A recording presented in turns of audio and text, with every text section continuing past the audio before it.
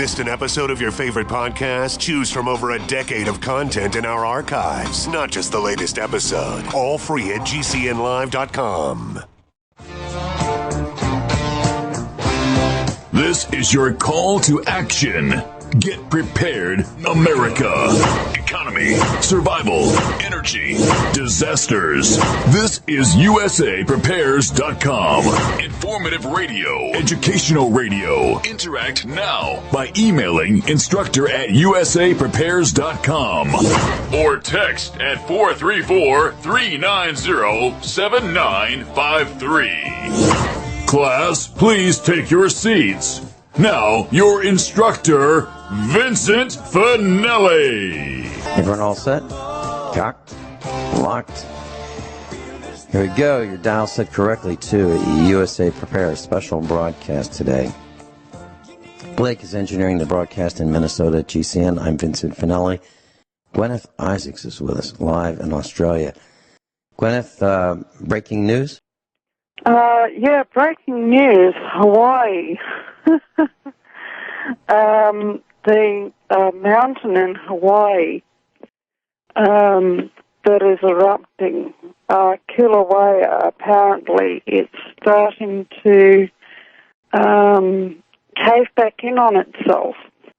That's not good news. So what it means is it's been erupting so much, apparently, that that the magma chamber is starting to collapse in on itself, okay, because there's nothing holding up the, there's no material in the magma chamber anymore holding it upwards, so it's caving in. So, that's been reported over the last few days or few hours. And,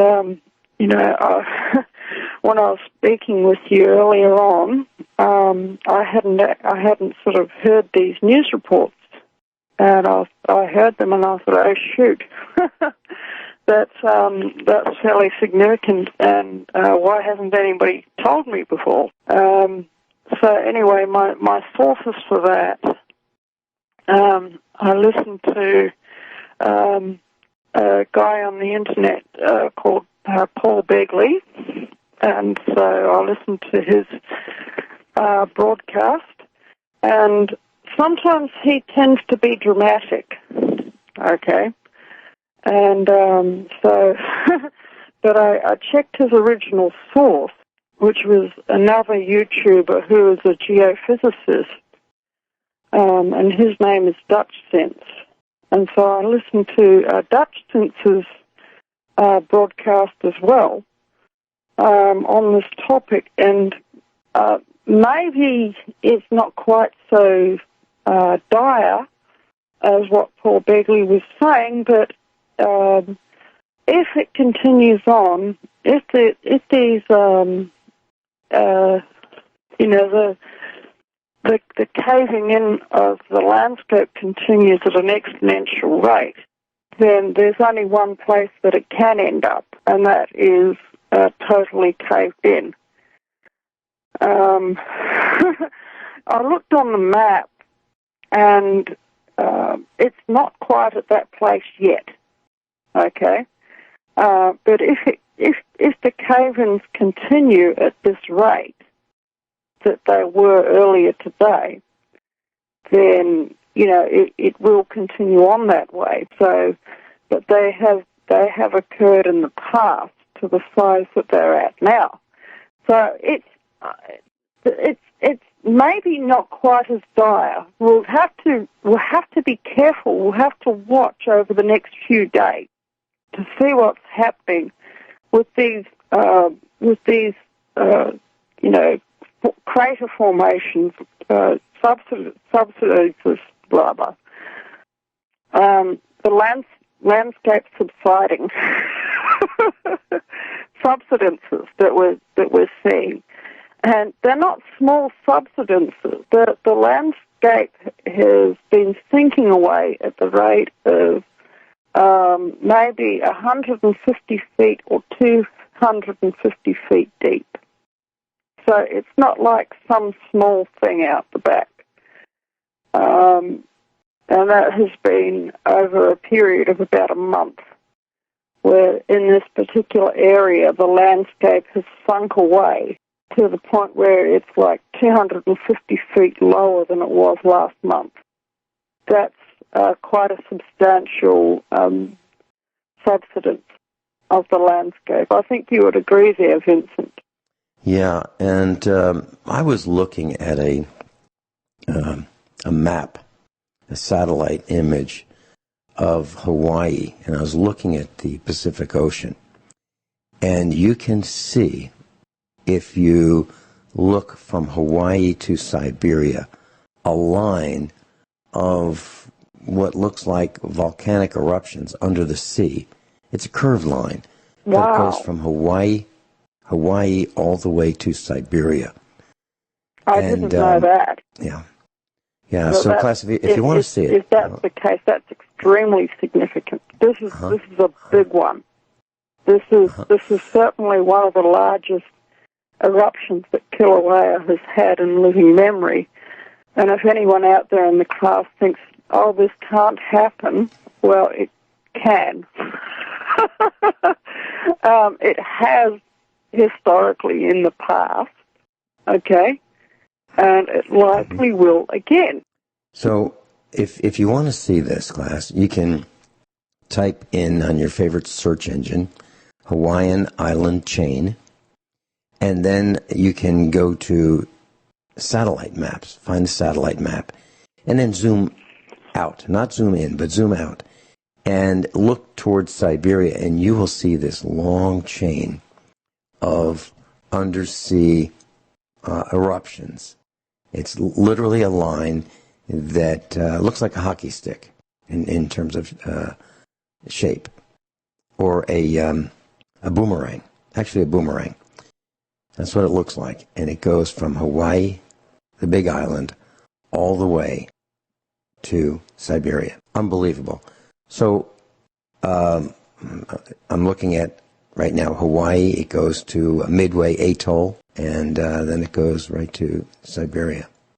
It's pretty long. So how big, do we know how big Kilauea is? I imagine it's one of the largest mountains on the planet, except we can't really see it because so much of it's underwater, right?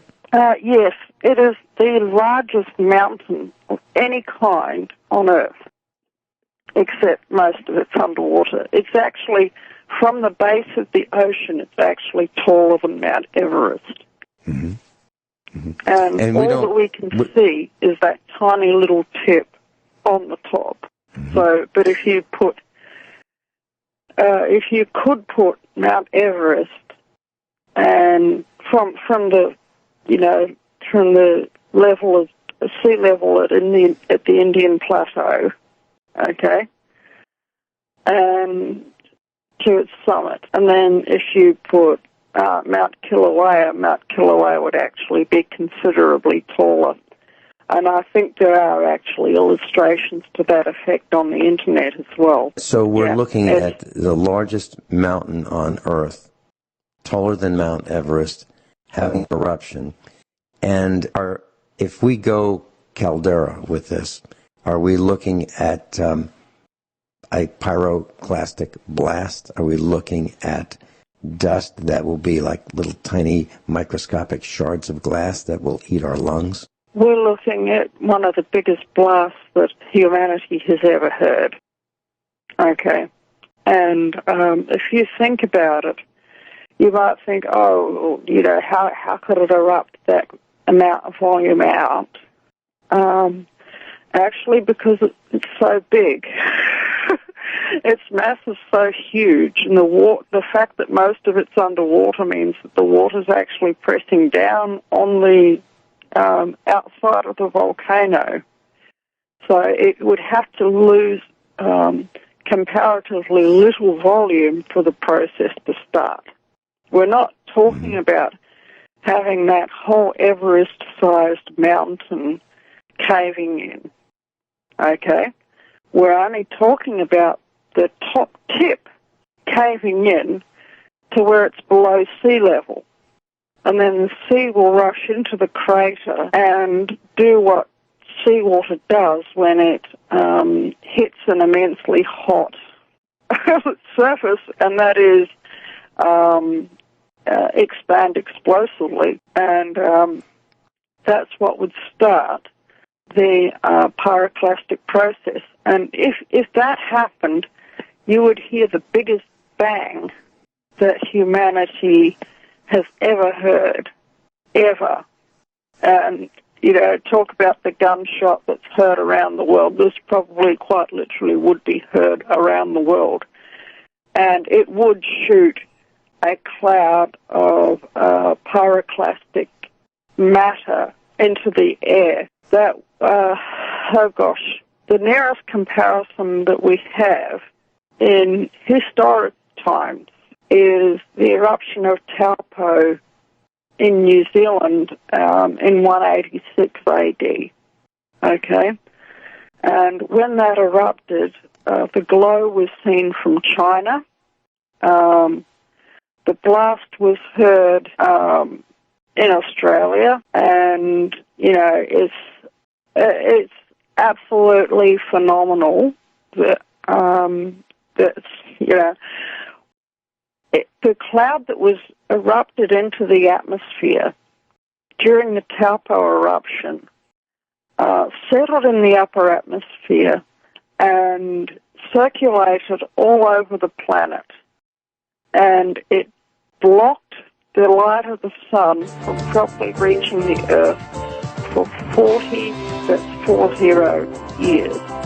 And it disrupted the Earth's climate for 40 years afterwards. If we get an event like that, it's happened in the past. Of course it could happen again. Let's talk more about this. I know we're heading into an ad. Yeah, we'll be right back. Guineith Isaacs is with us.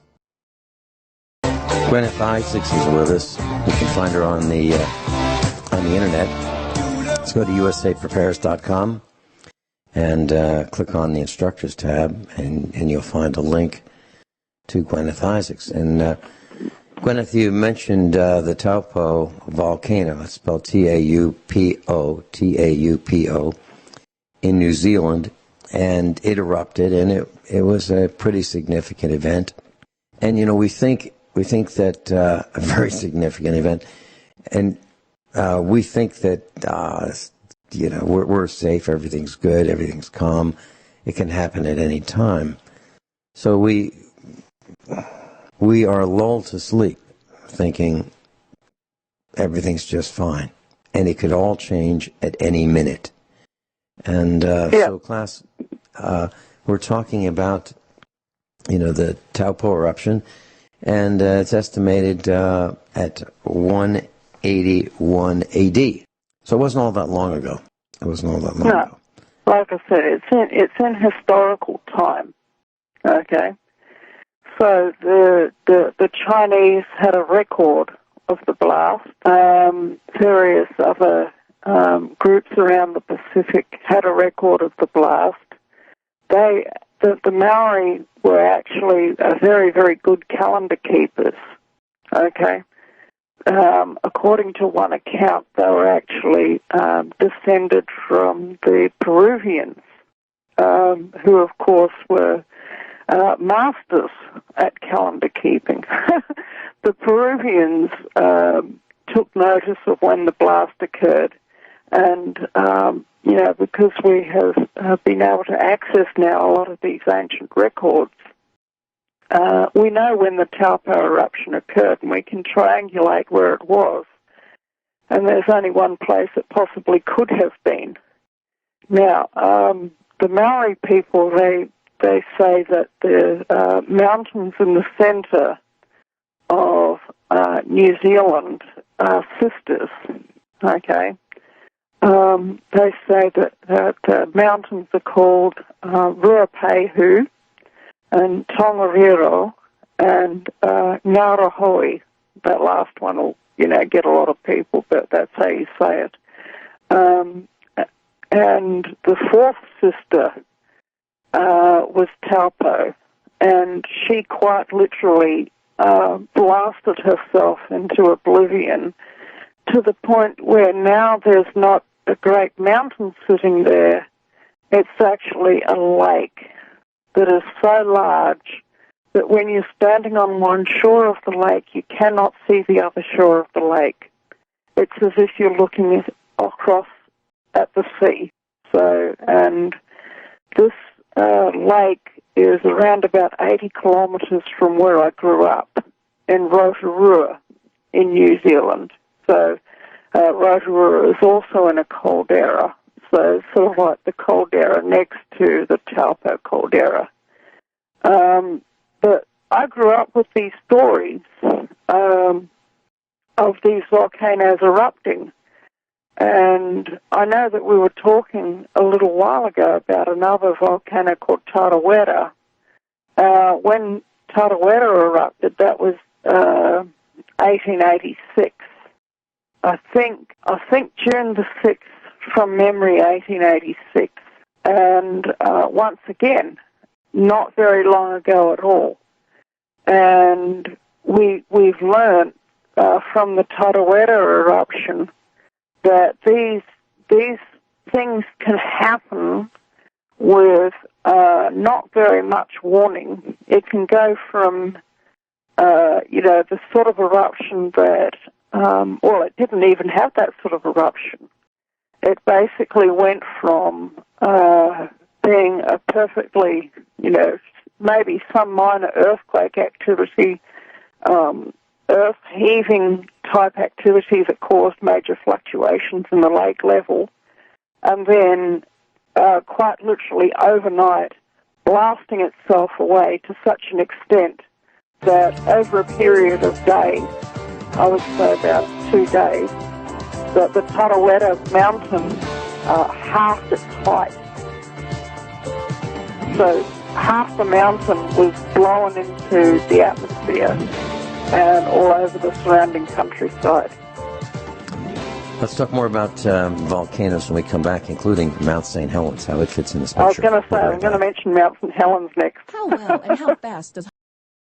So, Guineith, we're going to talk about Mount St. Helens. Now, that was a major eruption in 1980 in Washington State in the United States. And it was our most destructive volcano in the history of the United States. 57 people were killed, 47 bridges were wiped out, 250 homes were destroyed, 185 miles of highway were destroyed, 15 miles of railway. It was pretty serious. Yep. I remember when that happened, and I remember how it happened. It began with a subsidence on the side of the mountain, and basically people didn't realize to what extent the magma chamber had, that there wasn't the volume of magma in the magma chamber that people thought that there was, and it subsided in on itself, didn't it? There was a cave-in, and the whole side of the mountain caved in on itself. Isn't that what happened? Yes. Extremely serious, and there was ash that was blown quite far. I actually have a small vial, like the size of a 35 millimeter film canister, a vial of this. It's very heavy, isn't it? Very heavy. And one of our instructors, Andy Gibbs, who's been on the air with us several times over the years, originally he was in California, and he drove up there to literally fill up a U-Haul or a rental truck with shovels and shovels and shovels of this volcanic ash. And he gave me a vial of it. And so I still have it to this day. But it was from that volcano. And so here we sit. Everything's fine. Don't have anything to worry about. You mentioned that the weather was disrupted for 40 years as a result of the Taupo eruption. Now, if we have a caldera, what do you think could be the possibility? What do you think might happen? Do you have a feel for that? Well, if we do, okay, there's no certainty that this particular sequence of eruptions or any sequence of eruptions will result in a caldera, okay? I should put that disclaimer. It could all just quiet down again, okay? I really, really hope that it does. But, this current set of subsidences could just get to a certain point and then decide that it's going to stop, okay? And because Kilauea is such a large volcano, even the comparatively large area of subsidence, if you look at it on a satellite photo, although it's a very large area of subsidence, it doesn't look that big compared to the whole island because the whole of the big island is so big. Okay, it's basically the whole tip of Kilauea, and it could all just settle down again. If it doesn't, okay, what will happen is that the magma eruptions will continue, and they will get more and more liquid, okay, because the lava that tends to rise to the top of the magma chamber actually has more silica in it because it's lighter and it has more gases in it. As that magma erupts away, you get the magma with less silica in it. At the bottom of the magma chamber, it's actually runnier, okay? So if you could imagine a frothy,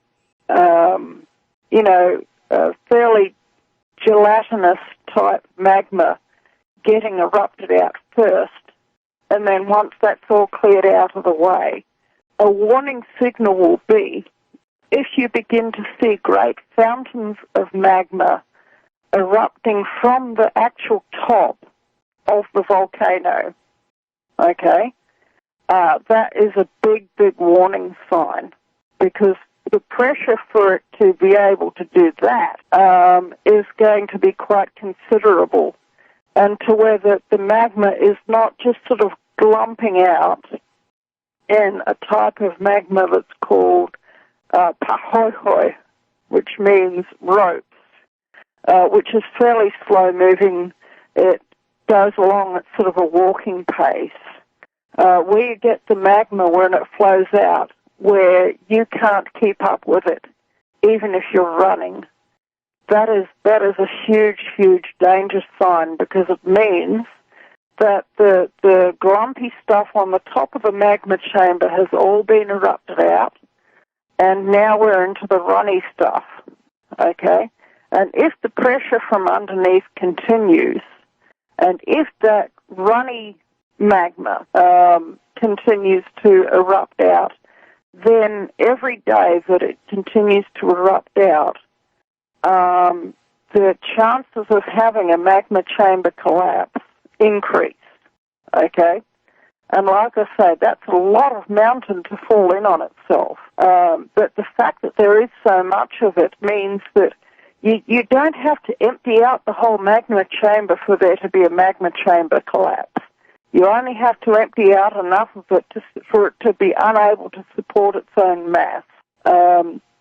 And the nearest equivalent that we could have in more historical times would actually be if you looked at the eruption of Mount Krakatoa, because from my memory, the Mount Krakatoa is actually a volcano that tends to erupt the runny type of magma that is produced by the Hawaiian volcanoes. You see, not all volcanoes produce the same kind of lava or magma. Some of them produce much stickier magma, and they tend to have a greater capacity for the explosive type eruptions like Mount St. Helens and like Taupo, okay? But it is possible for a volcano that produces running magma to go caldera if it's if it gets to that stage where it just keeps erupting out from its magma chamber much more quickly than what the magma can be generated. And this is certainly what's happening with the Kilauea volcano at the moment, and that's why I'm really, really concerned here. And like I say, maybe it'll all quieten down in the coming weeks and in the coming months, and I really, really hope that it does. Because if it doesn't, and if it starts to spout great streams of magma from that, the peak top that it has, then you really, really need to start worrying, especially if it seems as if the magma is getting runnier. Like up until now, it's been where you could keep pace with the lava flows. It's been sort of curling up on itself, okay, as it goes down the road. It hasn't been flowing in great streams like a rushing river. If it starts doing that, then that's time to really, really start paying attention. And you know, if I was living anywhere near Hawaii, if I was living anywhere in the Pacific right now, I would be looking for somewhere else to be. And I think I was mentioning that I might consider moving back to New Zealand off air, Vincent. That's something that has basically stopped me from moving back there, is the thought of this sort of geological activity, and, you know, remembering of how precarious it can be to live in a place like that, and thinking how, you know, for all the political upheavals, I'd much rather deal with the political upheavals in Australia than nature's upheavals through something like volcanic eruptions. In 1963, there was an accountant, and his last name was Walker, Edward Walker, and he came up with this kind of interesting device. It was called a lava lamp. It had a mixture of some waxes that were colored, and at the base of this lava lamp was an incandescent light bulb to provide heat. And what would happen is you would see a buoyancy of blobs of wax rising to the top of this lamp, this cylindrical, if you will, semi-cylindrical lamp. And as it cooled, this blob of wax would fall to the bottom. And it was called a lava lamp because it simulated some of the activity that you would see in a volcano. Have you ever seen one of those lava lamps? I have. They made a bit of a comeback for a while during the 1990s, and they were in the homeware shops for a bit. Yeah, and I always thought they were kind of cool, and I kind of wanted one for a bit, but I could never seem to get one. Mm-hmm. Well, I imagine they were very inexpensive at the thrift shops because most people wouldn't want them, but maybe they're making a comeback now because of what's happening at Kilauea. Well, a little bit of research that I've seen showed that a volcano is rock rising through rock. However, it's molten rock, very much like this lava lamp. Is that correct? Well, sort of. A magma chamber is never 100% full of magma. It's more or less a soup or a porridge of molten rock with bits of solid rock in it. Mm-hmm. Because let's talk more about that when we come back. The similarities and the differences between magma in a volcano and the lava lamp. Guineith Isaacs is with us. We're talking about volcanoes, Mount St. Helens. We've been talking about Taupo in New Zealand, and we've been talking about Hawaii. And now the similarity between lava lamps with that waxy substance and the heat causes that reddish or whatever the color might be in your lava lamp to rise, and then cool, and then settle down and rise and cool over and over and over again in kind of a semi-predictable way. How does that compare to real volcanoes and the lava pool? Okay, well, they do have a regular cycle of activity, okay, and that has to do with the fact that I sort of, I was always taught when I was a little kid, because I would ask about the volcanoes. They fascinated me, actually, because living in Rotorua, we lived in a caldera, and we lived at the foot of a, quite literally, like not even, I'd say about an eighth of a mile up the road was one of the most prominent volcanoes of the whole area, which was a mountain called Mount Nongataha. And, you can find out how to spell it if you really want to, but I'll give you a clue. It starts with NGO. So if you go NGO in Rotorua, then you'll come up with it. But this whole concept, and my mum used to say, it's like a pot of porridge on the stove, okay? And she would make a pot of porridge, and she would show me of how some parts of the porridge would rise up, and they would plop, in eruptions of gas. And if you made the porridge runnier, the plops would be more liquid.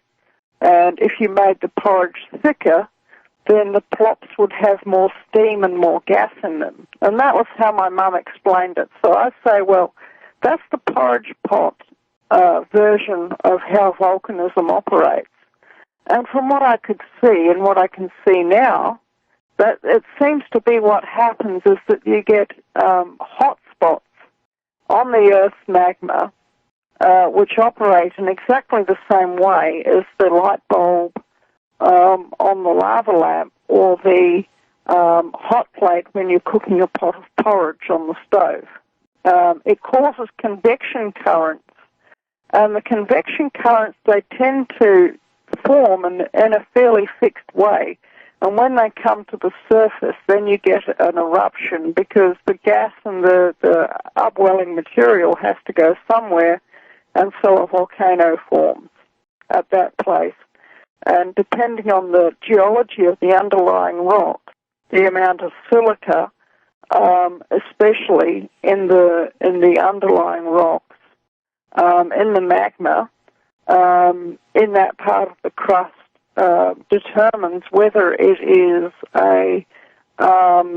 it's called a, more Hawaiian-type volcano, or something more like Mount St. Helens. There's not just one kind of volcano. And the Mount St. Helens types of volcanoes, they have higher silicon content, they have thicker, stickier lava, which has a higher gas content, and they tend to explode more eruptively. So they tend to erupt more explosively.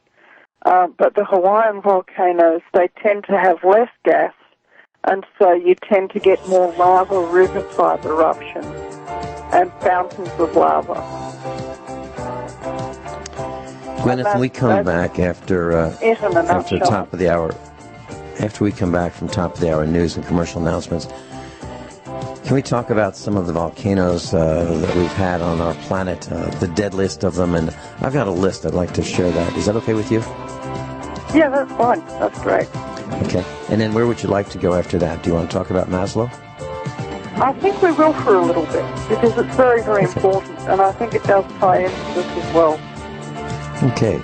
Maslow's hierarchy of needs, and we'll talk about the deaths and why people died from volcanic eruptions. We're all set, cocked, locked. Hour number 2 of the USA Prepares.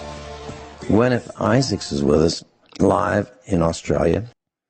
To contact her, you can go to usaprepares.com, usaprepares.com, and click on the Instructors tab, and you'll find Guineith Isaacs, and that'll take you to her links.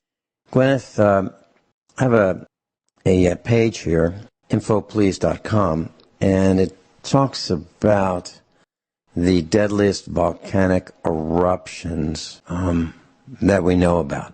And the number one deadliest volcanic eruption was in the year 1815, not too long ago. 92,000 people died of starvation. It was in Tambora, Indonesia. Uh-huh. Mm-hmm.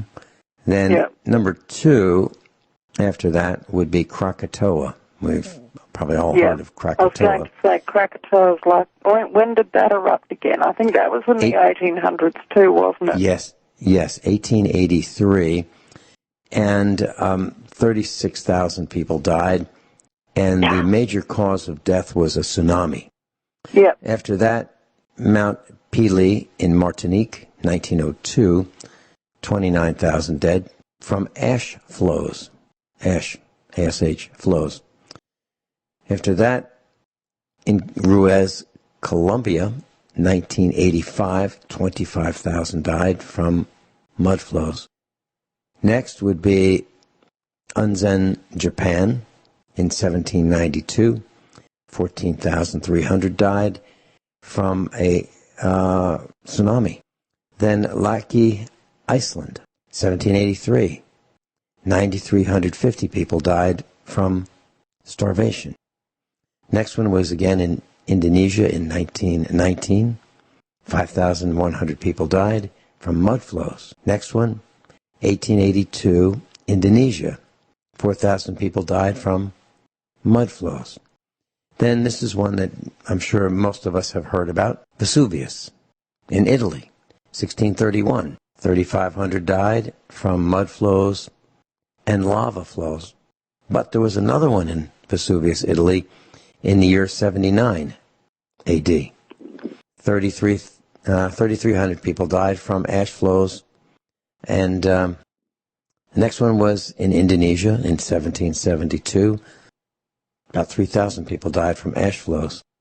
And New Guinea, 1951. 2,900 people died from ash flows. In Mexico, 1982, 2,000 people died from ash flows. Then in St. Vincent, 1902, 1,680 people died from ash flows. Then in Japan, 1741, 1,475 people died from a tsunami.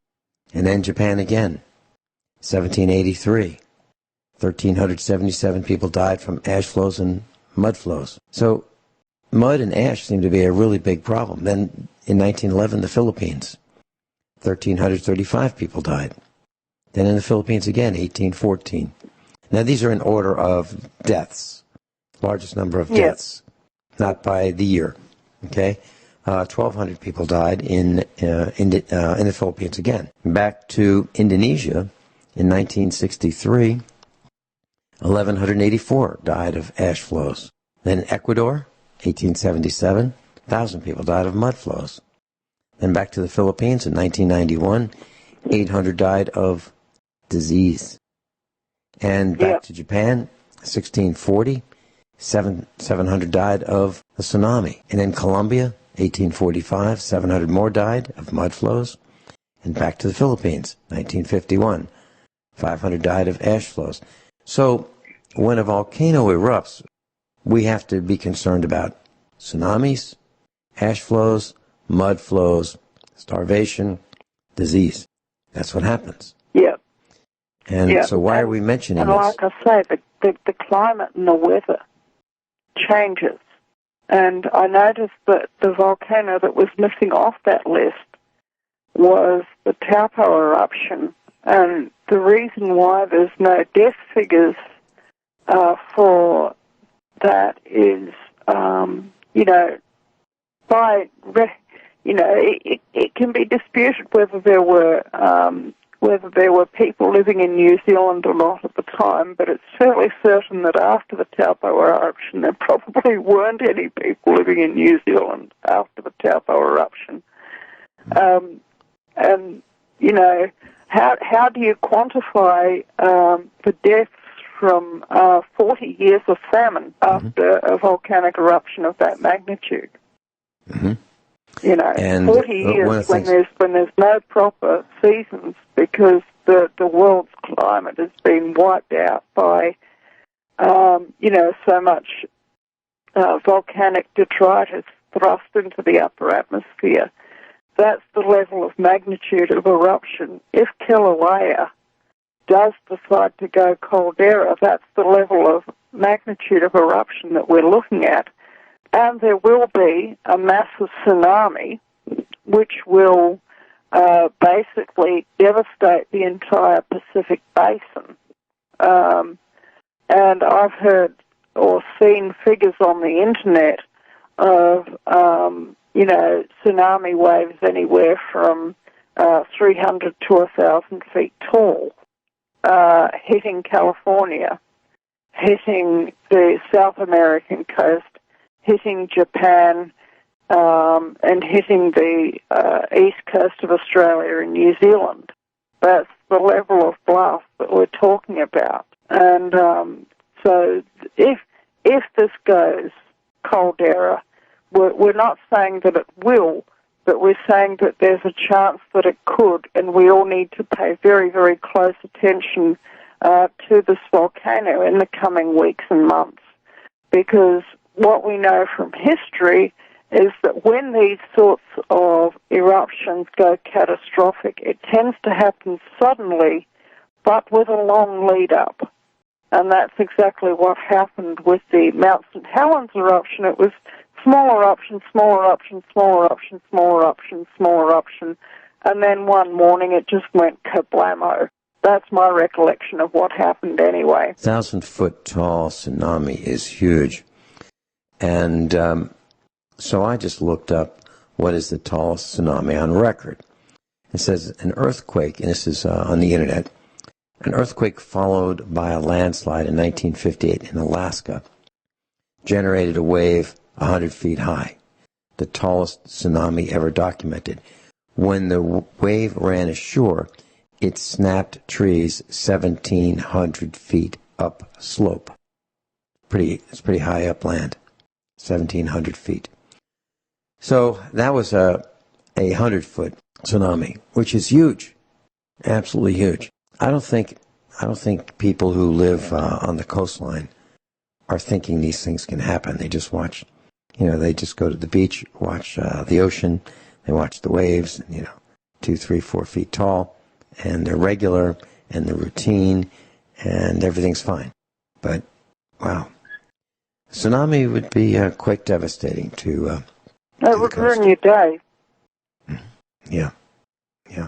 Is there anything else that you want to share with us that you've learned about what's happening in Hawaii? Okay. One thing that really concerns me is that this is absolutely not being publicized by the press. That is, that is a big red flag for me, because it's like that they, when they get something that is turns out to be a nothing burger, they tend to have 24/7 coverage of such things. Okay, this is just me, what I've noticed over the years. But normally when they've got something that is likely to turn into something really, really significant, they totally ignore it. And in the press anyway. And I think that that's, I think that that's so that they don't want to panic people. But there's a line that has to be drawn. I mean, the show is called USA Prepares. I don't want people to panic. I don't want anyone to go to the Hawaiian Islands and have a look around at the moment either, because I think that would be a monumentally stupid thing to do. Although there are such people who do that and who actually make a living being volcano chasers, but you have to be aware that the mortality rate among volcano chasers is also rather high. So, there's valid reasons for wanting to be there. But if you can leave that region, if you don't have to be in that region, then now might be a good time to find somewhere else to be, because if this does decide to catastrophically collapse in on itself sometime in the following weeks or months, you're going to get no warning of it. Interestingly enough, it is prophesied in the Bible that there would be a great mountain that would be cast into the sea, that a third of the world's ships would be destroyed, that a third of the world's oceans would be destroyed and turned to blood. And, that it's going to be a very bad day for everyone when that happens. And it says in the prophecy that, as it were, a very great mountain is cast into the sea. Hold that thought. So, class, if you're looking for a lava lamp, there are all kinds of them on eBay. And there are all kinds of colors, some reds and blues and yellows and greens. And then they've got some knockoffs that are called rocket lamps. But you can look for the original lava lamp if you'd like. And they are about $30 on average. About $30 if you want to buy an original lava lamp. And I like the original lava lamp with the spun aluminum base or stainless steel base, whichever it may be, as compared with the probably the Asian knockoffs called rocket lamps and similar styles. I like the original the best. Guineith, I wanted to read something to you on a lighter note, if it's okay with you, about a resume that a young person, a millennial, submitted for a job application. And so here's a guy that admits to having no work experience on his resume, but he insists that I'm not kidding. So this is on the dailymail.co.uk, and so it says that he admits to having no work experience on his resume, but he insists that his experience in the Game of the Thrones and other things have made him a great candidate. And not only that, he is an expert because he's watched television shows in a binge manner, meaning watching show after show after show after show, nonstop. Oh my gosh! Here's his resume, and it doesn't have his name, but it says work experience, and he goes on to say, honestly, not much because I just graduated, but please see below. And then he says he's a Game of Thrones expert. And then he goes on to say binge watched entire series in one weekend. So that's one of his claims to why you should consider hiring him, because he was able to watch an entire series in a weekend of Game of Thrones. Then it goes on to say that he stared at the screen so long that he went blind in one eye. I'm not making this up. Then it goes on to say he only left the couch to use the bathroom and get snacks. So that's one claim as to why you should hire him. Then he also says he is a Stranger Things expert. He watched each season in 2 days. He created RIP Space Barb fan page on Facebook that now has 25,000 followers. And this is probably the most outrageous. He efficiently used his exes, meaning his previous friends, Netflix logon without being caught. So that's what this guy says as a recent college graduate as to why you should hire him. Now, I don't think. Gosh. Well, Yeah. Now, what about things like volunteering?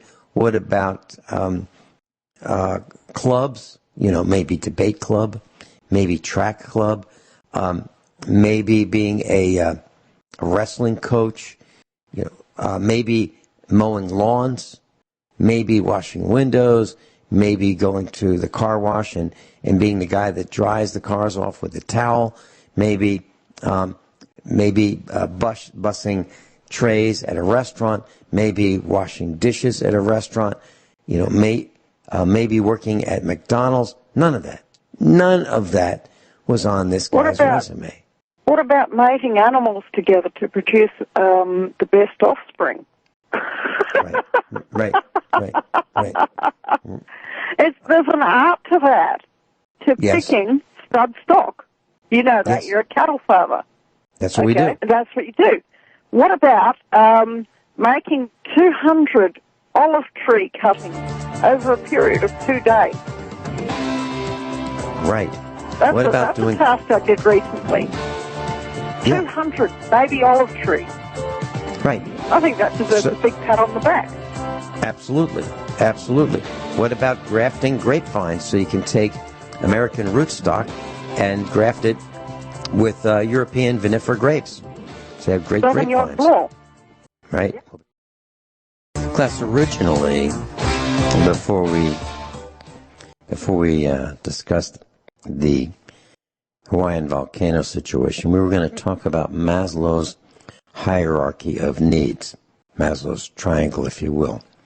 And Guineith called me yesterday, and she said this is quite important to her, and she really wanted to discuss Maslow's hierarchy of needs. Guineith, do you want to take it from here? Yeah, I will.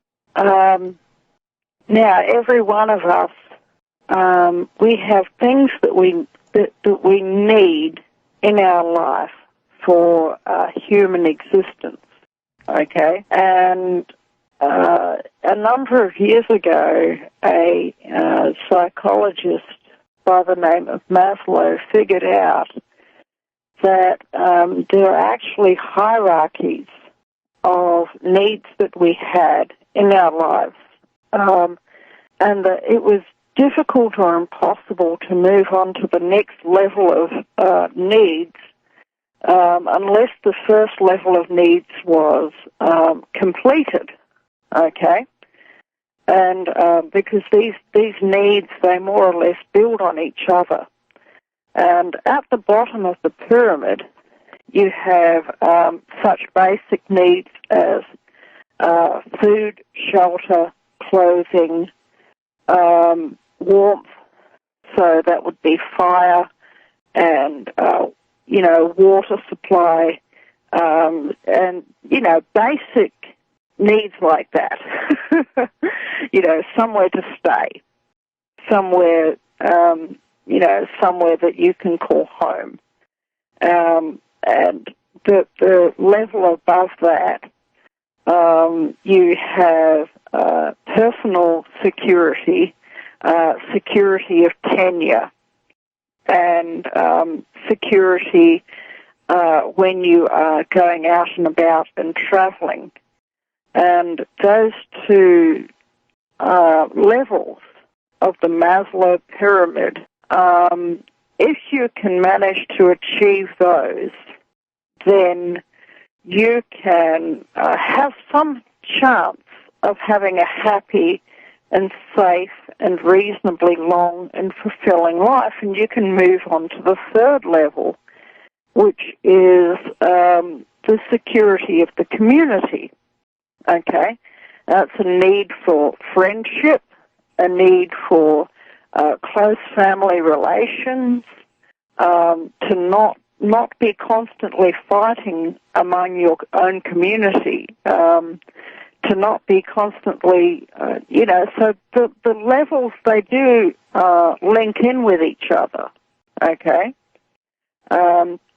We all need to have people who need us, but also we need to have people who are just friends, and we need to have people who love us and who appreciate us. And that's the third level of the Maslow's pyramid. And we need to then be able to create. We need to be able to make beautiful things. Once we have those first three levels, once we have our basic needs of food, clothing, shelter, water supply, warmth, personal security, security of tenure. When I say security of tenure, I mean that you have a home somewhere, you have some sort of a structure that you can go to at night, that you can sleep in, and you can be fairly sure that nobody is just going to come along at a random moment and boot you out. Okay? Does that make sense? Absolutely. And then once you're secure on that fourth level, once you have the ability to create beautiful things, beautiful cities, beautiful landscapes, fine art, lovely clothing, music, dance, and so on, then you can begin to think about abstract concepts. But I was considering Maslow's pyramid, and because I have been in my life right at the bottom of Maslow's pyramid, and I have had to work my way up from there. And you know something, praying to God has been of such utmost importance to me, even when, as a family, we had almost nothing. So it's maybe not quite so linear as what Maslow might have thought it was, because even when you have nothing, if you have God and you have the ability to pray, then you have the whole universe in your heart. And I think that's what a lot of indigenous tribes on the earth have realized. So maybe it's not quite such a simple thing as what Maslow considered, but I think that what he was getting at was that it's difficult to contemplate things like advanced philosophy, to think about how the universe might be shaped, for instance. If you are having trouble getting enough to eat each day, I think that that's the idea that he was getting at, and it's so important to understand that there is this hierarchy of needs, and when you see this, every single government bureaucrat out there knows about Maslow's pyramid because they all studied it when they went to bureaucrat school, okay, whatever bureaucrat school they might have gone to, because it's a cornerstone of modern psychology. And, if you, I'm just thinking, I'm just trying to figure out their reasoning, that they seem to be obsessed with keeping us on the bottom two levels of Maslow's pyramid, to where we're always struggling to, and I would put on that bottom level in our modern world, security of cash flow, okay, because it's pretty impossible to operate in the modern world if you don't have an adequate cash flow, okay. So if you don't have enough currency coming in the door each day, you're never really going to move beyond the first level of Maslow's pyramid, because normally, for a lot of people, that's how they source all of the other parts of the first level of Maslow's pyramid, but they seem to want to keep us on the bottom level, okay, to where we never have enough food, never have enough adequate shelter, warmth, water supply. I mean, for crying out loud, the people in Flint, Michigan have black water coming out of their taps, and it's lead contaminated, and a crisis is ongoing. It's just crazy. And it's all about, if you've got such a water supply, you have not moved beyond the first level of Maslow's pyramid. And, in a situation where I am at the moment, I would feel unsafe driving to the supermarket to get groceries because there's this gang of thugs out there and they're dangerous and they're armed and they, harass people for no good reason in particular. And I am, of course, talking about the blue team. They seem to be there to keep people on the second level of Maslow's pyramid or below, And the Child Protective Services, they seem to be there to bust up families, to stop people from moving above the third level. And it goes on and on and on and on and on. Why can't these people need to leave us alone? And we need to stand up for our own rights, and to say, you're not going to do this anymore. We have fundamental human rights to safety, to security of tenure. If you're in a rental property, obviously you have to keep paying your rent. And if you don't keep paying your rent, your landlord has every right to evict you.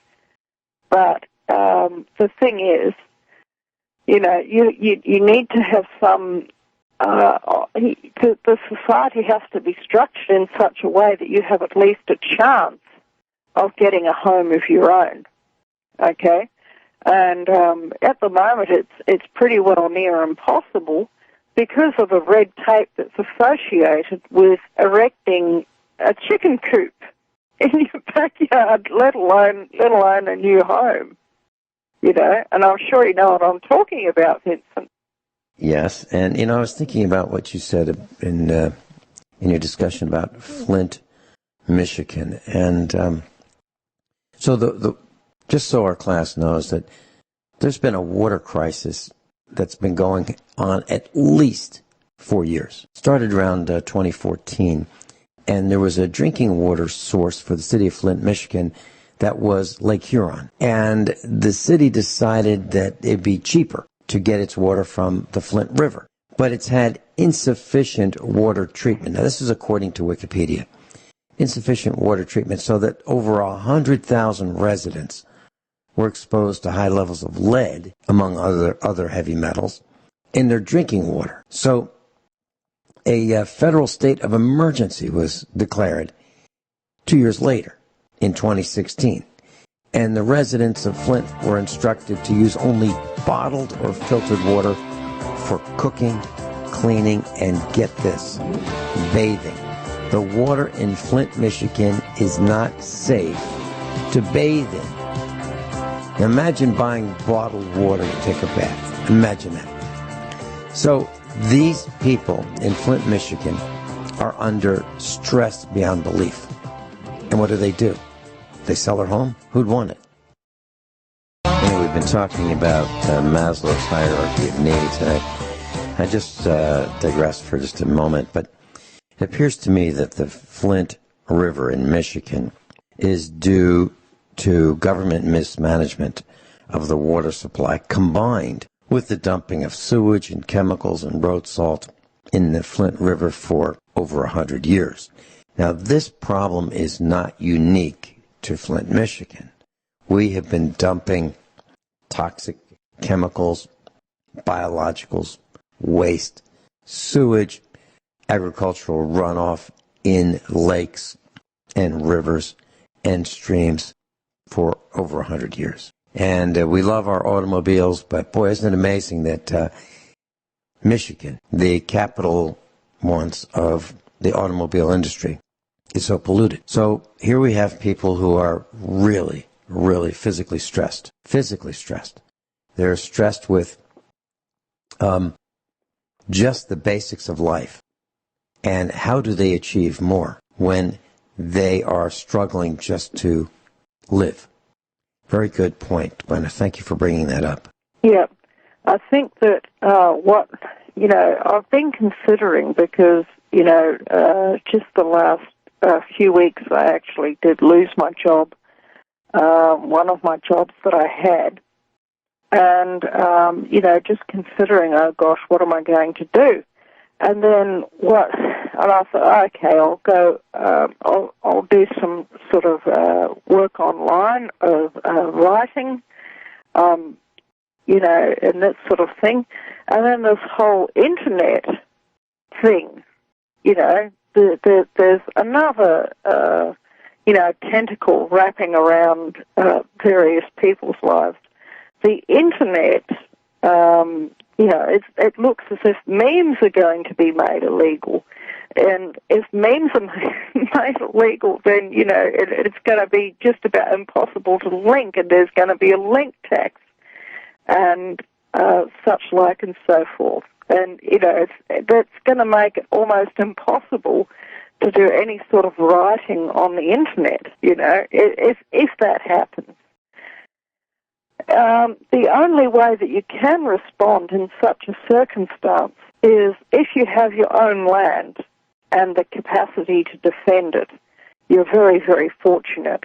And it just so happens that I have got my own land, I have got the capacity to defend it. So the only thing that I can think that I might have to end up doing is just growing my own food on my own land and maintaining my own estate and working upwards from there, okay? And, just fighting this battle from the bottom up. That's the only thing that I can think, the only way out of this circumstance personally that I could think of. Does that make sense? Yeah, it does. And, I was thinking of just doing a test to see how much information there is about me. If I applied for a job, let's just say some typical job that doesn't require much skill.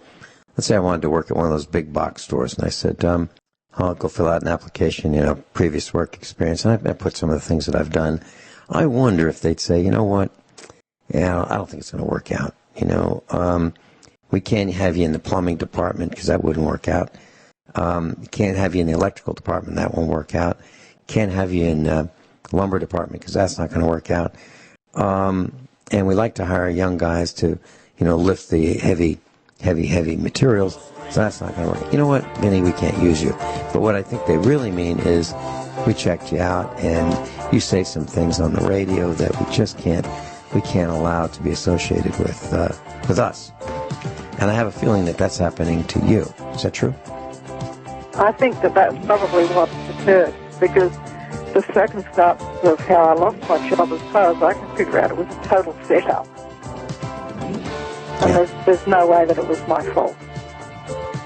And I would take the responsibility. If I had stuffed up, I would take the responsibility. Yeah. Kind of like getting fired by your doctor. Guineith, thanks so much. We'll see you next week. See you. Bye-bye. Okay, have a great week.